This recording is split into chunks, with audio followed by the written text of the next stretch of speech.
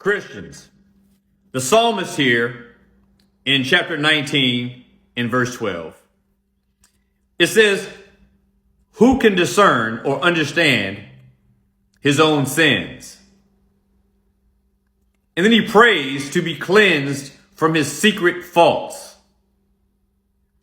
And when he asks to be cleansed from his secret faults, it's not talking about just his faults that things that he's doing in secret, that he's hiding from the world. It's talking about sins that you are committing that you don't realize you are committing. This verse is talking about sins that are done in ignorance. Christians, we are sin factories. We sin in our sleep. We develop ways of sinning through habit that we don't even realize that we're sinning. So when people are always going around talking about keeping God's law,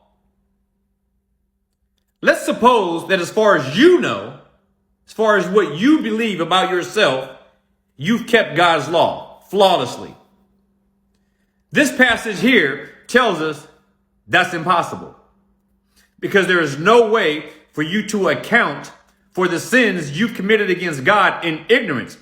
And just because you don't know you're sinning doesn't mean that you can avoid the penalty that God exacts for committing those acts. You see what I mean? There's no way out of it. We are natural born sinners. And that's all we know how to do. And even when we are not overtly trying to sin, we are overtly sinning all the time. Every thought that you have that God is not a part of is a sin. Some of you are going to think that's ridiculous, but it's true. That's how holy God is, and that's how high his expectations are. A lot of you in your jobs, you believe that you need to be the best. You need to be the best. You need to go out and do everything better than everyone else. You need to have high expectations for yourself. This is how we are bred in a capitalistic society. Maintain high standards. You know where you get that from? From the Almighty himself, whose standards are the highest.